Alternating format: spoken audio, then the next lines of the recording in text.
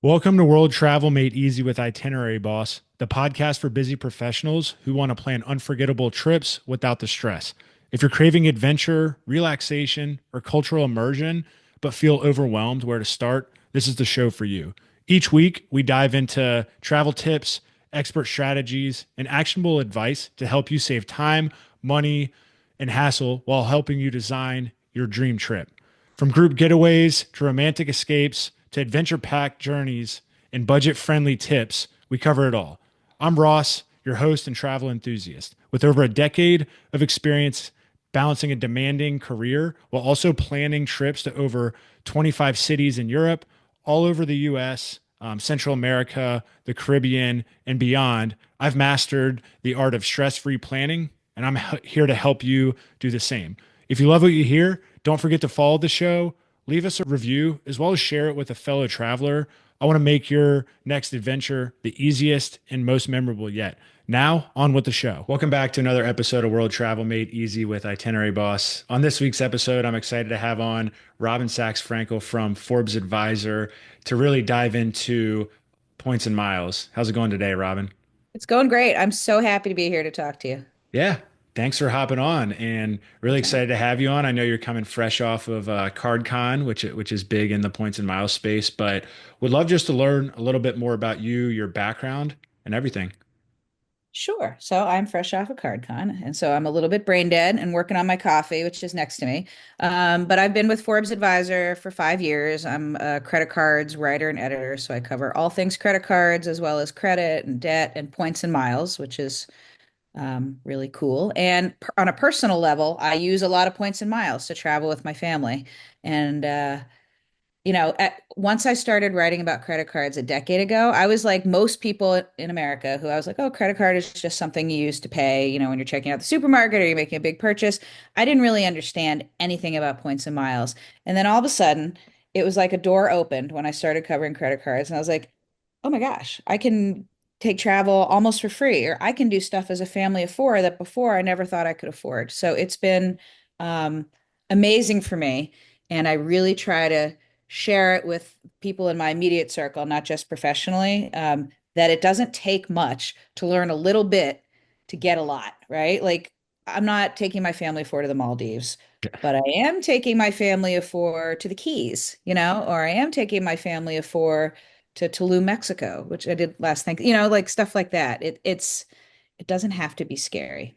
Yeah, no, I agree, and I think it's always when you start something, it starts small, right? You don't go, okay, I'm going to go open 15 cards in the first 3 months. It isn't, hey, I'm going to go try to go to the Maldives or just kind of somewhere that's maybe international on a massive trip. The first 6 months, it's starting small, learning how to do it. And when we spoke and first met, you said something that I really liked, just around, you make it more attainable when you're talking to people professionally in your circle, anyone. Not as much just aspirational, like you just said about the Maldives, but what do you feel like just from a mindset shift people have to make it, more attainable?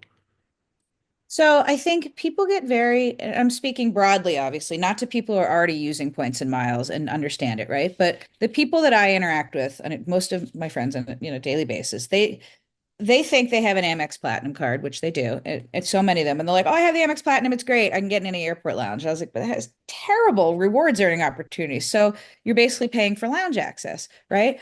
I think what people don't understand is that it's okay to have more than one credit card. It's not, it doesn't have to be scary to sign up for a credit card. And sometimes you can sign up for a credit card just for the welcome bonus, not often, but like this Chase Sapphire preferred offer for 100K points. How else are you going to get 100,000 points for $95? Yeah. I mean, truly, it's like one of the best deals ever. That's why everyone's so excited about writing about it, right? Like Mhm. those 100,000 points will take you so much further than if you had a card that gave you high rewards on groceries and you used it every day for a year.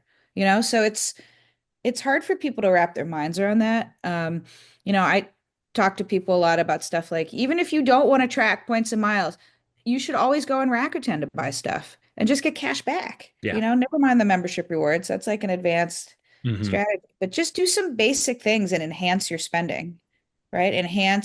Make your cards work for you. It doesn't just have to be, you should see what I go through when I buy something. I mean, it's Now I enjoy it. For me, Yeah. it's fun. For a lot of people, it's tedious, but I was thinking of this example before I called. There was this everyone, not everyone, but a lot of people are wearing like Adidas sneakers now, with, the three straight, like Sambas or some version of Sambas that Adidas has. And I was like, those are cute. They're $80. I want a pair. I need a new pair of like cute sneakers to kick around in. But I'm like, I'm not paying $80, right? So not because it's unaffordable, but I'm like, I bet I can do better. So I went to the Rakuten portal. Now I do membership rewards. So there was some kind of like 8% back on the shoes. I paid for it with um, I was going to pay for it with my Chase Freedom Unlimited, but I noticed that Adidas had Amazon Prime shipping. So I went into my Amazon card. There was an offer, a Chase offer for an additional like 10% back at the Amazon, at the Adidas store, right? So anyway, net, it's getting too complicated to explain the four different hoops I jumped through, but I bought it with my Amazon Prime card, the shoes. So I got free shipping. I got 10% back of my Amazon Prime card, but I also got cash back just for using a cash back card. Plus I got cash back for going through the Rakuten portal. So I believe my net cost out of pocket was like $58 for $80 shoes. That's awesome. And Yeah. it took me, I mean, I'm not explaining it as clearly, but like I was like, there's just so many ways to save. Adidas also had like or no, Retail Me Not also had like a 30% off coupon. Like it was like a dream stack, right? Normally Yeah. you just go to Rakuten and get a percentage back, plus you get a percentage back from your cashback card. This was like stack on stack on stack on stack. And that stuff makes me so happy. It's like going to TJ Maxx or RIP Loman's, but like it's like going to one of these stores and you get a discount and you get really excited. You should be able to do that on almost every single thing you buy, thanks to the power of your credit cards. Yeah, no, absolutely. And I mean, I was talking to someone the other day, and they were talking about when when they're booking trips for maybe they're going through Viator or Get Your Guide through Yeah, Rakuten, and it gives you that cash back doing it that way. I love I that. have, the Capital One Venture card where, going through the Capital One portal, a lot of the times it'll have 10, 15, 20 times the points on Yep. purchasing those. So it's just like looking before you make that type of purchase, looking in there, it takes 5 minutes. And sometimes you're going to get extreme accelerators on those points. And that's just one simple way. And then if you add on top of Rakuten, right, that just makes it even better.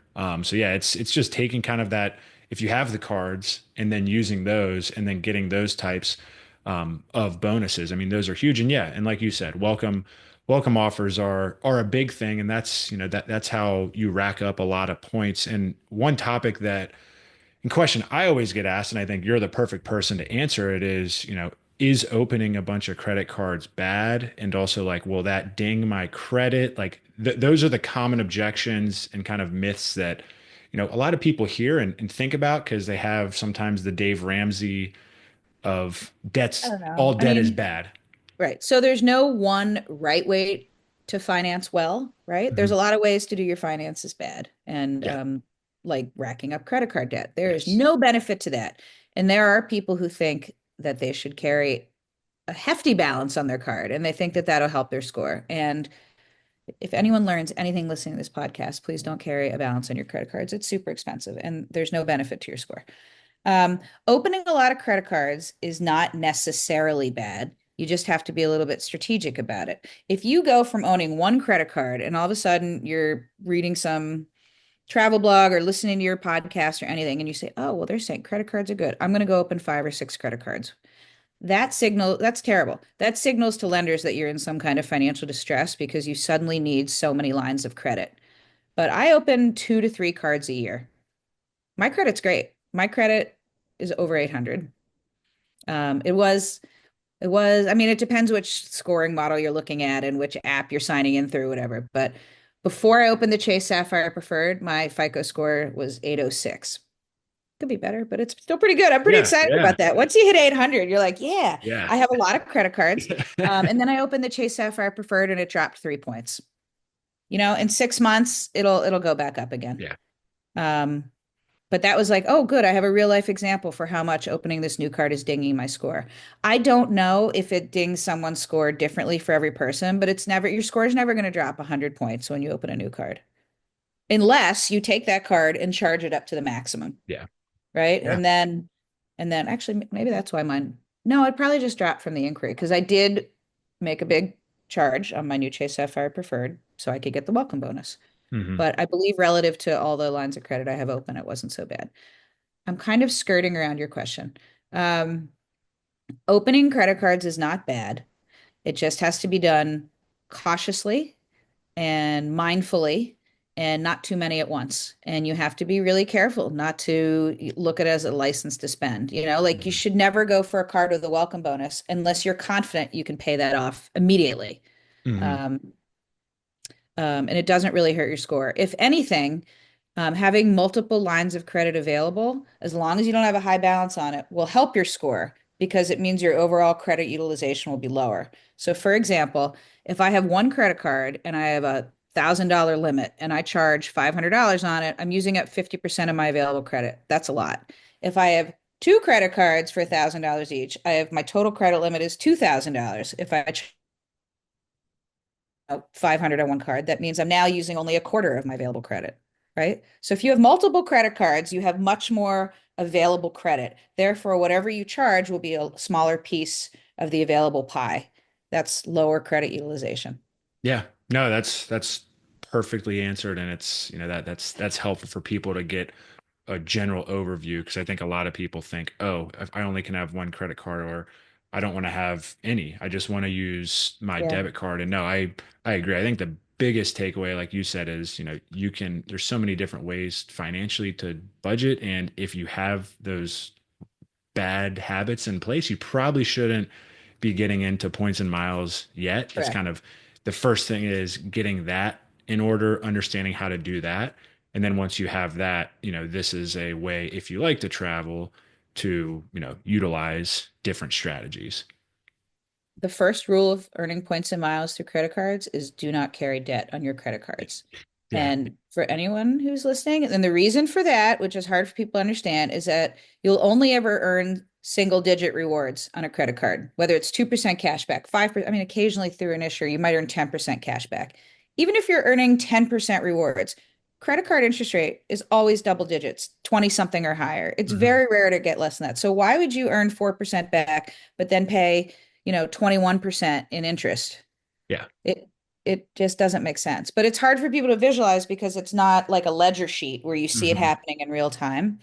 But credit card debt is, I believe it's the worst kind of debt you can have, other than like a debt to someone in the mafia, maybe. Yeah. That's probably not a good debt to have either. That's a different kind of payment. Yeah. Yeah. But Don't, yeah, don't get into debt there. yeah, But no debts where your kneecaps are in danger, but it's really the worst kind of financial debt you can have. Like, how they talk about, you hear about good debt. Like, good debt is a mortgage as long as you're making your mortgage payments because you're building equity. Mhm. Or good debt in many cases is an auto loan, assuming you're going to pay off the car and keep the car and, where it's building towards something. Credit card debt isn't building towards anything except Yeah. financial trouble. Yeah. It's bad. Yep. It's a problem. Well said. Well said. What do you feel like the most common myth you just hear about points and miles, especially from parents? I feel like since you help people in your inner circle and who have families, how do you feel like they So think about it? the two questions I get asked the most by everybody, families or not, is what's the best credit card? And I'm like, that's like, and I'm stealing someone else's analogy. This is Jason Steele's analogy, but it's like saying, what's the best pair of shoes? And it's such a good one because you need different shoes for running, you need different shoes for dress, and like every person likes different shoes. So there is no one best credit card for everybody, and there is also no one best redemption strategy for everybody, right? People are like, well, I want to go on a trip for free. What card should I sign up for? And I'm like, it's not usually that simple, right? You don't just sign up for a card and then you book your trip to Disney on the dates you want and the airline you want, right? Like that's part of where there's no one, it's not linear with points and miles, right? Your mileage may vary in a million different reasons. And the way you like to travel is gonna be different the way I like to travel. Like there are plenty of people who only want to fly business or first class. That takes a heck of a lot more points and miles than someone who, like me and my family, who are perfectly happy to fly coach. It just means we're going somewhere. We never fly first class or business.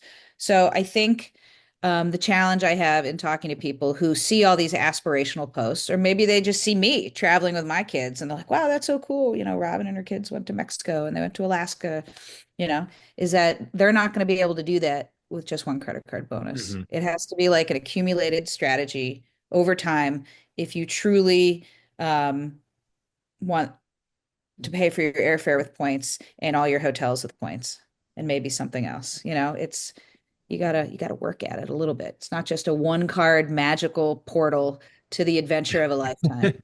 So, the way I think of it is it's never free, right? Yeah. It never is, because even when you're paying for airfare and even when you have your hotel covered, you still want to do stuff when you're Hmm. somewhere. Um, when we went last Thanksgiving, we went to Tulum and we stayed at the Hilton Tulum. It was an all-inclusive, and so we paid for that with Hilton points. And we flew on Southwest, which I paid for with Ultimate Rewards, but we still did excursions every day. I paid cash with those. I was out of points by then. That used up Hmm. all my points. But I was like, you know what? Not paying for lodging and airfare is several $1,000s in savings. My kids ate their weight at that all inclusive. Yeah. And so, you know what I'm saying? Like, I Yeah. love an all inclusive because I have teenage boys and then you don't have to plan meals, but we probably spent, I mean, I'd have to look back, but we definitely spent several $100s on the excursions, and it was worth every penny. Now, if I had to pay for all of that out of pocket, it probably would have been a $10,000 trip or more, but it Yeah. wasn't. It's like probably And no, and that, I mean, that's a perfect under example. 2000 with the excursions and, stuff, bought some stuff at the airport, like t-shirts and, you know, so But that, again, long-winded Robin answer to your question. but Very no, no, good at no. giving. But I think it's a perfect example because, right, it isn't a one size fits all. You gave specific details on, you like to go to an all inclusive because you have teenage boys who they eat, right, their weight in food. My mom makes the joke Yeah. of like our grocery bills are crazy less after you guys got Yeah. out of the house. Oh, I But believe. that's things that,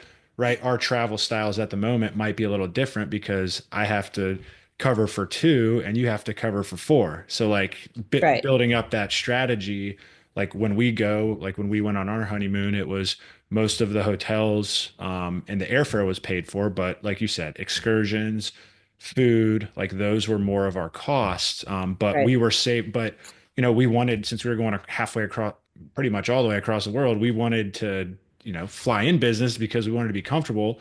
But that took strategic, right? That took 400,000 points, which took 2 years of strategic planning of, you know, paying for group dinners, paying for group Airbnbs, travel, right? Outlining those different welcome offers from a business card, from a personal, from right, like strategically outlining that. That didn't happen over, I mean, that was 18 months to 24 months of planning to do that because we knew that was coming up. But those are, Right. that does not happen in a, unless you're extremely lucky, that does not happen right in a 3 6 month time frame. Right. I mean, there are people who have businesses, like I have friends who own a contracting business and they're charging, well over $10,000 a month. And so they're able to accumulate points very quickly. I don't have a side business where I can do that. Mhm. I wish I did, but I just I don't have a way to spend that much on my cards. Yeah. I mean, there are techniques where people do a lot of it's called manufactured spending.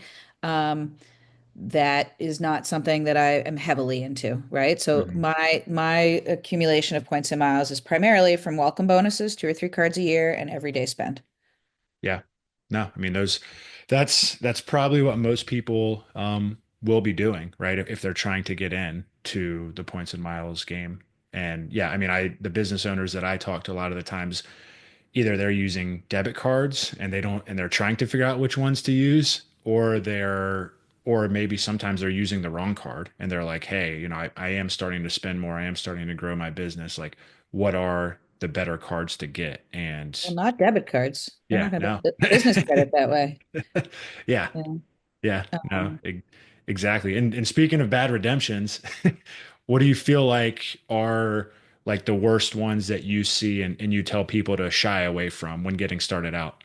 so I have a lot of people in my world, in my personal life, say things to me like, "Well, I have a Marriott card and I redeemed all my points for like, I don't know, like the St. Regis Deer Valley, their Marriott point, Yeah. And I'm like, if you had earned those points on like a Chase card, your miles would have gone, or your Bonvoy points would have gone a lot further. I see a lot of that. Or, oh, I use my points to book my travel with my Platinum card through Amex Travel, right? Is it the worst redemption? No, but I'm like, oh, if you would transfer those directly to the loyalty program you could have done better. That hurts people's brains a little bit though, because it's an extra step and they Mhm. just love the convenience of I'm earning Marriott, I'm redeeming Marriott, I'm earning membership rewards. Let this platinum it makes them feel taken care of. Oh, I have a Mhm. concierge who takes care of it for me. So I see a lot of that, which isn't maximizing it. But you know what? They're getting something from their cards, and I applaud them because that's more than a lot of people. A really bad redemption, in my opinion, is booking travel through an issuer. I think that's just, especially flights. So an example of a time I did that was I had the Chase Sapphire Reserve and I booked flights for us because I was getting 1.5 cents per point, and it worked out to be a better deal than if I had transferred it directly to the airline. So I had booked flights for my family of four. I think I had booked us flights, yeah, to Vermont to go skiing, and then we ended up having to cancel that trip. So when you book points directly with the carrier, I think it was JetBlue, the points would have gone right back into my JetBlue account if I canceled. But because I booked through Chase, it's an online travel agency, and they were like, well, you have to use this ticket within a year. It's like booking a cash ticket when you book through the issuer. And I only had a year. And I'm like, well, where are we going in a year that's served by JetBlue? It became really complicated and it got really down to the wire. And it was only good for the value of the ticket. It just became a headache. When you book a flight on points directly through the loyalty program, it's a breeze, man. You just cancel it and redo your trip. And I think that to me, that's an even greater benefit than the savings is that Mhm. you get so much flexibility. Things come up. I'm Yeah. not traveling as a solo traveler. To change four tickets is hard. The ability to reschedule as suits my needs, even if I end up paying more points later, is more valuable to me than, well, maybe equally as valuable to me as saving, hundreds, if not thousands of dollars on booking Yeah. flights. No, all great points. And I think flexibility is huge. And a lot of the times booking through that's one common mistake I see from friends, other people's, oh, I book through the portal, I get this X on the points. And I think at a surf, and when I first started, it was like, oh, this card, exactly what you just said, the reserve, it gets me this. I'm going to book it through the portal, but not, and then saying, oh, well, I do have the, travel interruption insurance, and that may cover me here. But when you don't, yeah, when you don't know the kind of get more into the details, surface level, that sounds great, but it's really once you start to get in and understand the flexibility when you use those points, understanding the different transfer partners, how you can maximize some of those points in the savings, like that's really, like you said, taking that extra step seems like work, but I think once one person does take it, then they think, oh wow, okay, this just unlocked a whole new way to save and where I can travel more or travel to different places, and maybe have more attainable travel too, because it isn't the St. Regis Deer Valley definitely is not cheap. I that's we were in Park Right. City last year, and that's Yeah. probably one of the most I believe expensive ones it's, around there. if not the nicest hotel. It's the most well known. It has, I mean, Mhm. I've been inside of it. It's gorgeous. The location is beautiful. It's you take a little thing to get up there. And I mean, it's that's not where I would stay in Deer Valley because I prefer more nights at a less nice Yeah, place yeah, than one 100%. night at a gorgeous place. I Um, agree. that's just how I travel. But the other thing with booking through these OTAs that makes me crazy is you can't, you're notified last. So like when they change your flight, um, if you book your flight through, I'm not picking on Chase. If you book your flight through Chase Travel or Amex Travel or City Travel, any one of these issuer portals, and your flight gets changed, you're like last to find out. Like if you'll get a text message directly from the airline when you book directly through the airline. Mhm. You have to wait and get an email from the credit card issuer to find out your flight's been changed. And you have to deal, you don't get to deal with the airline directly. They'll say, well, you booked it through a travel agent. You have to deal with the travel agent. And then it just becomes this extra layer of complexity. And I mean, flying is terrible now, and everything changes. And you just want the most direct route to a human that can help you when there's a problem. And that's Yeah, invaluable, especially if you're leaving the country, for you know? sure. Yeah, no, absolutely. I couldn't agree more. And then just from, I mean, you've been in the personal finance space. What do you feel like just a lesson learned is when you tried to book a trip for your family on points? And then how did you take that and then change your overall strategy from there? Well, to what we just spoke about, I will never book through an online travel agency again. I don't care if Expedia or Orbitz or any of those sites travel. I don't care if they have a package deal so cheap that I mean, I shouldn't say that, but like really, like I just the risk reward isn't worth it for me. I want because something almost always goes wrong on some level. Sometimes it's a big something, sometimes it's a little something.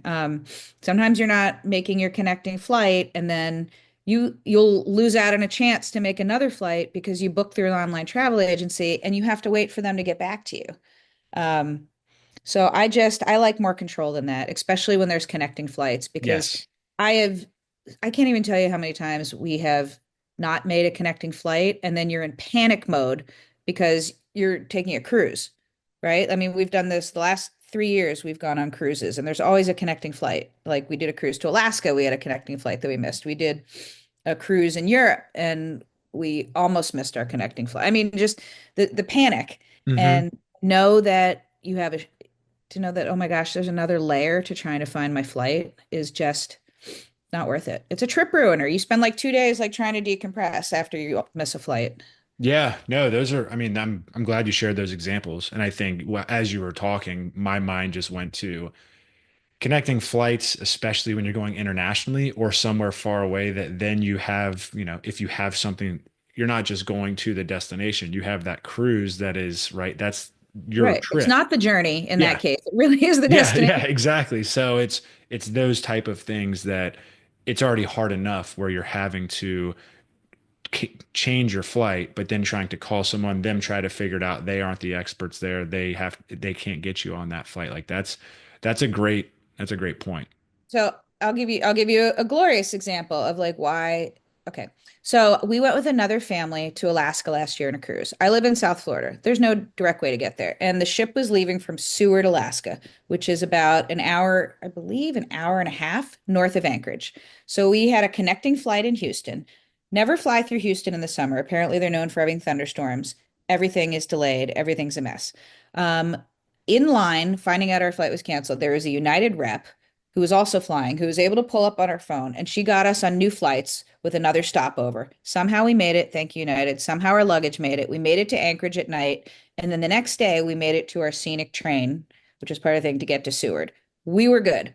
We also had everything booked on my reserve, which has killer like trip insurance coverages, trip cancellation protections. Um, so you always have that as a backup if you need to get reimbursed because you have to spend a night in a hotel, whatever. The friends who were flying with us flew in a different airline, booked everything on a card that did not have trip cancellation protection or anything else. They ended up missing their flight, having to spend the night in New Jersey, flew direct to Anchorage, missed their train, and Oh my had to gosh. rent an Uber to take them an hour to meet us at the ship. Oh So my they were out of goodness. pocket, I don't know, several $100s, Yeah. between the Wow. hotel and paying for the Uber to get them there. Um, and I was like, and I had actually bought their train. I'm trying to remember. I was like, can I file for you guys? Because I think when you travel, you buy this, but I don't remember why I couldn't. They didn't have like the receipts or whatever. So they were just out that money. Yeah. No, and Um, I think that's huge. Like when you're booking travel, understanding too the types of trip insurance that you get and what the card offers. Cause yeah, I mean, that's when we went everywhere we go, I always put it on same card, reserve, where that just gives you peace of mind and understanding if something does go wrong, then you kind of have that. And knowing that, right, you know, okay, if something comes up, it isn't, oh crap, we're gonna be out all this money. It's more like, okay, there's a bump in the road. We'll figure it out. So that's no, that's a great point. And I love that strategy and use the same strategy. Yeah. Another thing that I think a lot of people don't realize is the ancillary benefits like that. Like it's not, okay, it's great that your card earns rewards on travel and dining and whatever, groceries, whatever you spend it on. But when you're specifically booking travel, having those trip protections is amazing. Like it's just again, something if it can go wrong, it will. Making connecting flights, things happen or your alarm doesn't go off, you miss something, you miss that. Having those protections saves you thousands of dollars. I mean, I have filed so many claims between Chase and Amex. Chase has been amazing. They get back to you. They're responsive. Amex doesn't always approve my claims. Those are my two major programs that I typically earn rewards with. But having that is insane. Having primary, I was pointing out to my friend who was like, I don't know, should I get the Chase Sapphire Preferred? She's like, we go to Colorado twice a year and we have these cards. I was like, well, don't you rent a car every time you go? You would save you're going to save more than $95 just putting, using the Mhm. primary rental insurance that comes with the car. She's like, I didn't even know it came with car insurance. Yeah. Comes with primary. That's the difference. Secondary is nice. Comes with primary. Like you're going to Yeah. save a lot of money on not paying that optional insurance. Yeah, and that's, I mean, that's something I hear when I'm talking to people is and you bring up a great point of just like the annual fees, right? Can I justify that annual fee? And it's like, trust me, if you look just past the earning the points of what you get, whether it's, status with hotels, whether it's, if you travel a lot with co-branded airline cards, whether it's checked bags, right? Whether it's just the credits that come with that, but like you said, with the preferred and the reserve, just having that peace of mind and getting the different benefits, those completely outweigh the cost. And a lot of the times, like I think you brought up a great point on the front end. What's the best card for me? It's not a one size fits all. It's, are you traveling a lot? If you are traveling a lot, this one's probably better. If you just want something to earn you, you know, groceries, dining out, that so you can get a welcome bonus, then use that as your everyday card for that. That's great. But also, if you have I was just talking to a couple where they were using their debit card. He travels for work a lot. They like to go out to eat. They have kids. They like to spend money on groceries. And it was like, you guys could have a perfect two-card strategy if you don't have anything, because then, you're earning that on those. He's handling when you guys travel and you're getting those benefits. And yes, here's some of the annual fees, but also when you travel now, you're getting if you want lounge access, if you want, TSA pre-check, those type of things, those are already all covered too. So just like mapping those type of things out helps people kind of realize, oh, because that's one of the biggest questions I get. Well, I don't know about the annual fee. And I just had two other friends, same thing. They were like, I was looking at cards for 3 years and just couldn't justify this annual fee. And I'm like, okay, let me break this down real quick. And it took 6 minutes. And she goes, all right, you just handle that. I'm going Right. to go ahead and sign up. I mean, I look at it as it's not an annual fee that I'm paying just to hold this particular piece of plastic. It's almost like a membership card. Like if you have Hmm. the choice between your guy who works out, you were talking to me about the different things you were doing, whatever.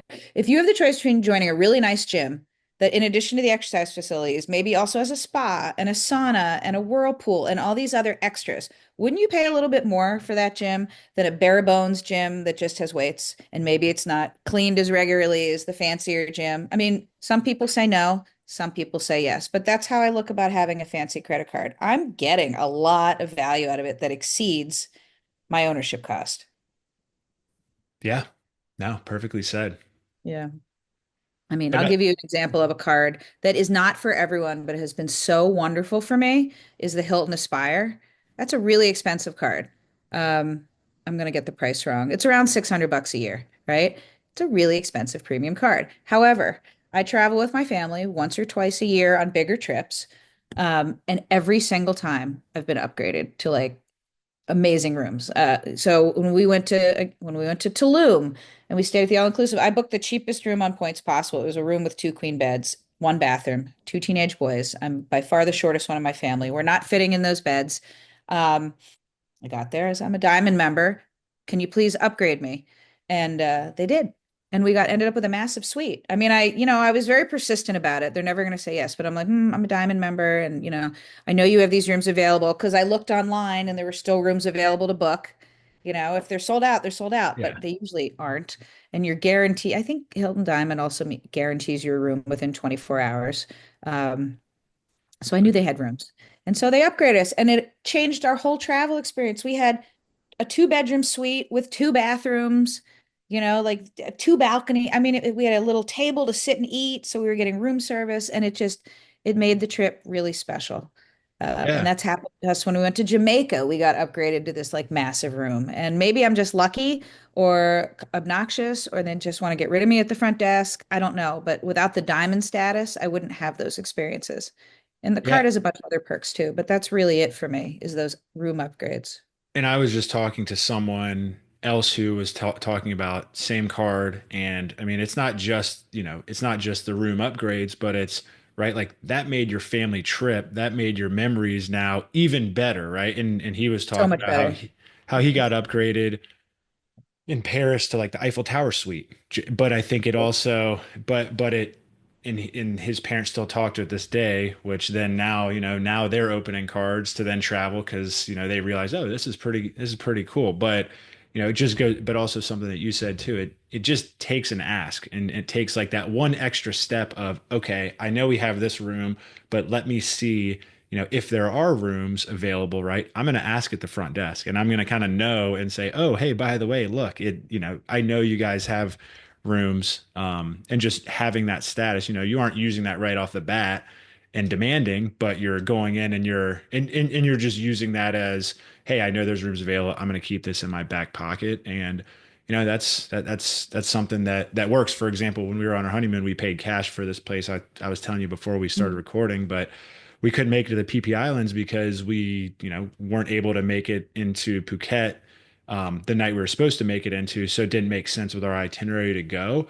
So I ended up finding a place that was 50% off, one of the best sunset like type villa places. And that we got there, we were still tired from the heat exhaustion the day before, but we got there, called a night early, but then the next morning woke up feeling great. And I looked online and saw that they had like the 1 bedroom ocean view penthouse villa available for 50% off, and just went in and started talking to the guys. And we got upgraded for, I think it was like 50, $60. And I mean, we got a Everyone loves massive, honeymooners. yeah, no, but also before, and just as just a tip and trick for anyone going on their honeymoon, and I share this message, like I have posts that go out on social media. This is one of, it's just a standard message where you let them know, hey, we're gonna, before you go, hey, after you book, hey, we're on our honeymoon. Like this would mean so much for my wife if we could get a complimentary upgrade, or if there's, if you have any sort of honeymoon welcome gift. And then if you are like Robin is, if you have that Hilton Aspire, or like for us, we had a Hyatt or IHG card. If you have that, book directly through the hotel. Don't go through any of the other ones, because if you book directly, they're going to love that and you're more likely to get that upgrade. But then if you have the card, you're also, they say, oh, you're a platinum member, or, you're a diamond, whatever that may be. And you're going to get that potential upgrade more than maybe someone else who came in through Expedia or whatever and doesn't Right. have that card. So those are the strategic ways. Those extra one or two steps, yeah, it takes a little bit of time, but It's you're worth still it. talking about those memories, right? And how much of a better experience that was because of those little extra two steps you took. Yeah, I mean, my kids know we can't afford a room that was like the room that we got. That's what, I mean, I'm paying $600 a year for the card. I got a room that would have been thousands a night. I don't even know how many points that room would have been. It probably Thousands, wasn't bookable hundreds of on points. thousands. I mean, when we went to Jamaica and we got upgraded, the room had a kitchen in it and like a full dining room table. It's like, we don't even need all this. You're an all-inclusive. What do I need a kitchen for? But it was like insane. Like we just had room to like breathe, and Yeah. be. We would have it would have been uncomfortable to sleep, the four of us in two queen bed. I mean, would it have been terrible? No, we're on vacation in Jamaica. But it was an extra enhancement that was amazing. And it was an extra enhancement when we were in Tulum. And to be able to give my kids experiences that are not just I keep saying amazing, but are not just incredible and eye-opening and let's see the world and let's experience the world, but to do it comfortably and with a little style in a way that I just can't afford to pay that kind of stuff out of pocket. Like you know, I just, and I wouldn't, it wouldn't, the Yeah. value, I wouldn't get enough satisfaction out of spending thousands of dollars from a suite that then it would be worth it to pay for it. But when I get it through points and miles, it's amazing. I'm like, this is the best gift Yeah. ever. Why doesn't everybody do this? You know? And a lot of times, and that's the thing, is a lot of people are like, oh, I have to stay at this hotel and pay for it in cash. And realistically, you're thinking, but how much are you really in that? Like, if you're going somewhere where you're, it's not just, the beach and you're going to be there more. If you're going to, let's just say, a city and a tourist destination and you're out a long time, a lot of the times you may not be in that super expensive room if you're paying for it in cash. Yeah. I mean, if I were traveling to New York with my family. We haven't stayed in a hotel in New York in a long time, but if we were going to New York, I really wouldn't care about the room because we're literally just there to sleep and Mhm. shower. Um, so in that scenario, I'm just looking for something that could fit us, or I have a trip booked. I'm glad my husband's not home because I have to surprise him with the trip. But we are doing this like unbelievable redemption for just the two of us to Kalala Island. It's like totally an aspirational property in Nicaragua.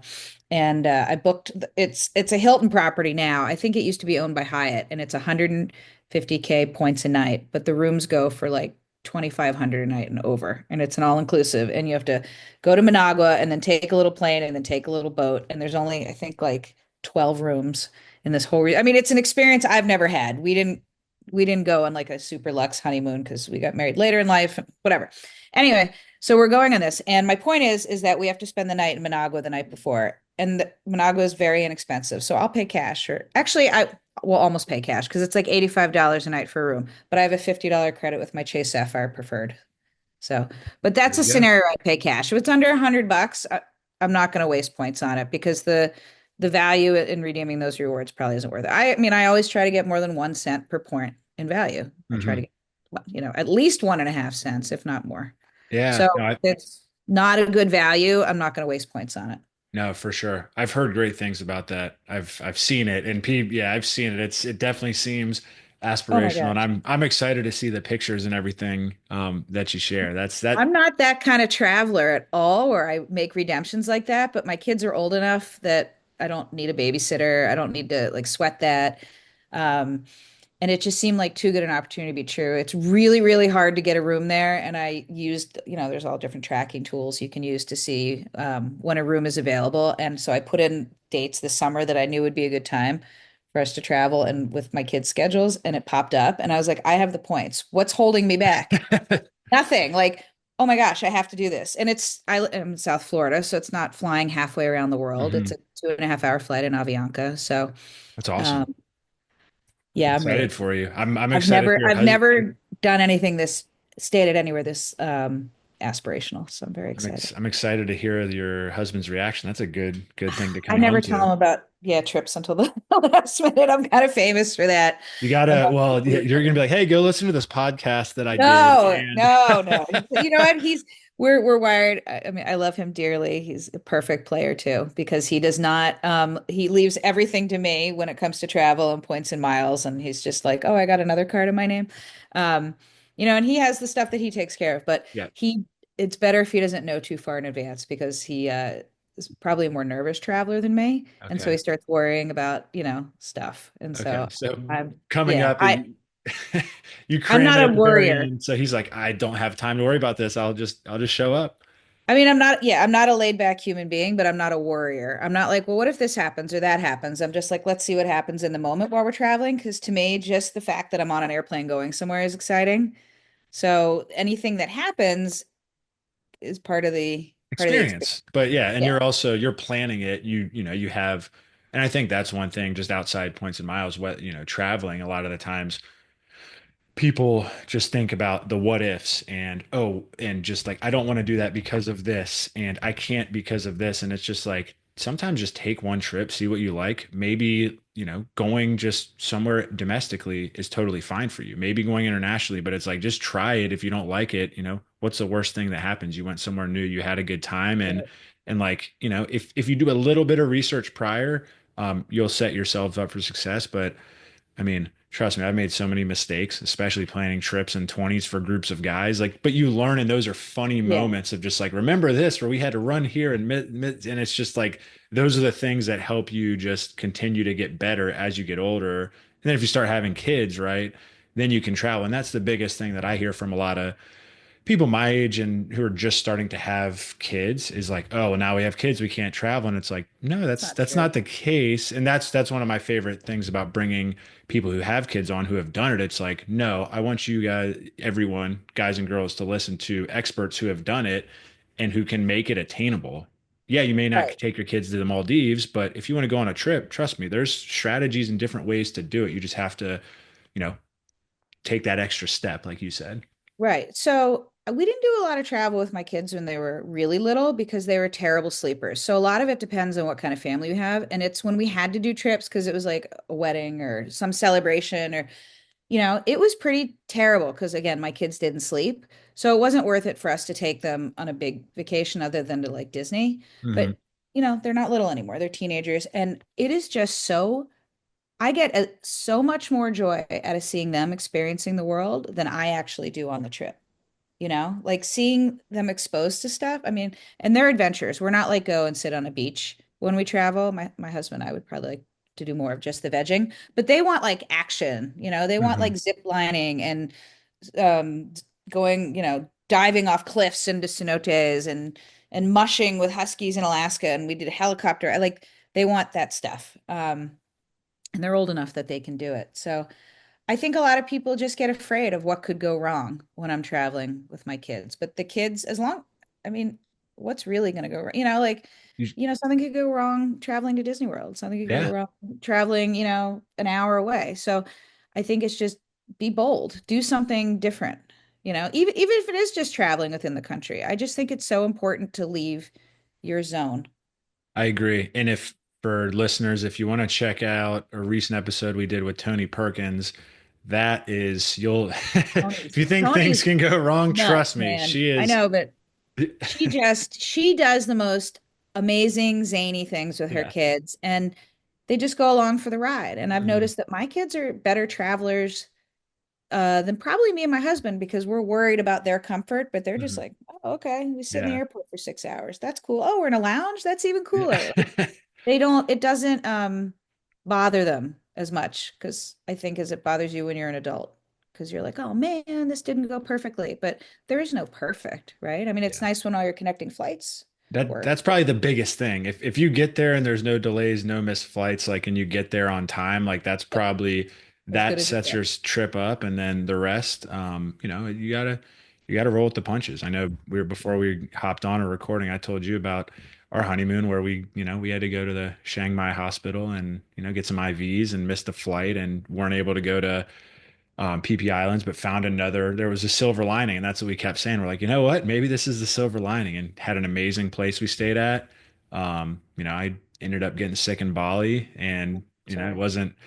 it wasn't great, but I looked out and I said, well, if there's worse places to get sick. I'm looking at the ocean, from Right. bed. Right. But it's like we made it there and we made it back, and we did, Right. we made, and there weren't delays. And so that's kind of sometimes things do come up.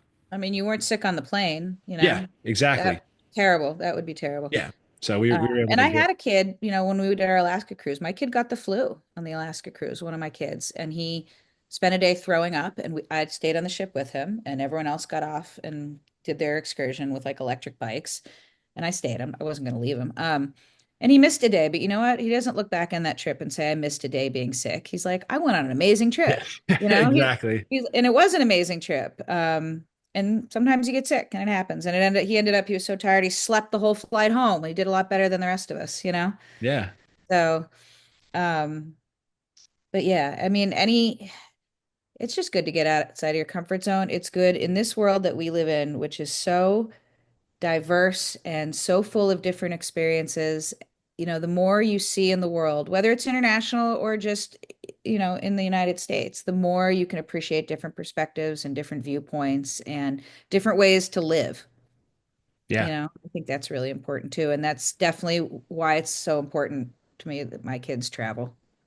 Yeah, no, perfectly said. And I mean, that's why I honestly started this company, was just starting to travel when I was, a kid, seeing some stuff domestically, moved into, going to the Bahamas twice before college, studied abroad. And then it just turned into planning group trips, having that as an annual thing to look forward to for snowboarding. Then taking that into Europe, right? And then it just turned into, hey, this is the travel guy. We need to go on more and more trips. And then you just start to go different places, and you learn different things from all different cultures. And you also learn, okay, what I can do in my 20s, where I could go to four different cities and stay out super late and, do everything. Now, not the same thing, right? When we're going on vacation, it's like it's different. You want to go different places, you want to see different cultures, you want to immerse yourself in it, because we live in a city, right? A lot of the times we want to go somewhere that's going to be different. Maybe it's a city, but it's just a different, It's a smaller different town or city. city. Yeah, They have exactly. different signature foods, and they have Exactly. different way of dressing and a different way of speaking. I mean, Yeah. I mean, I live in South Florida. I freaking love going back to New York City, but I like going to any city, right? Yeah. Because it's different. I liked going to Austin. I was like, oh, okay, this is cool. Everyone's really into the country and everyone has cowboy boots. And like, that's not necessarily what it looks like where I live. Yeah. No, no, for sure. Well, I got one final question for you, just around kind of the future and, a lot of the times programs change, right? Sometimes there's mergers, sometimes, different rewards are being devalued. But just thinking on an optimistic stance, like what emerging trends or new cards excite you just for travel in the Yeah, next few years? unfortunately, you asked me that question. I didn't mean to cut you off, but like I was thinking about this. I'm not seeing anything super exciting. I'm seeing a lot of issuers offering, it's an overused phrase, the coupon book thing. We're like, we're going to hike the fee, but we're going to offer more benefits that you have to proactively use. Like you'll get a credit for ride shares, you get a credit for Resi, you get a credit for global entry, but we're hiking our fee. And so issuers do that, and there's a ton of breakage, right? A ton of people who just don't even know about all these features and don't maximize them. And it was interesting because at CardCon, I spoke to a couple of issuers, like the issuer of the United cards, which is Chase, and they said that people were signing up for the cards like crazy, even with the higher annual fees. Now, to me, as a professional who writes about credit cards all day long, me and my colleagues like, ugh, another one where they add credits to it and raise the higher annual fee, so it's raise annual fee, so it's harder to get maximum value out of it. Like that's part of the problem with the Amex Platinum. It's so expensive and it comes with so many potential credits, and most people don't use them. Yeah. Yeah. So that's, what am I excited about? I mean, I don't know. I want to see something new and exciting. I'm pretty excited about all the properties being added to the Hilton portfolio. That's pretty cool, because Okay. I love Hilton.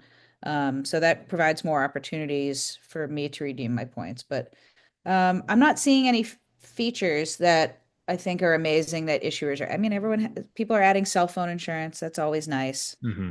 Um, there's a rumor going around that there's going to be a new Chase card coming out. So I'm excited to see what that would be.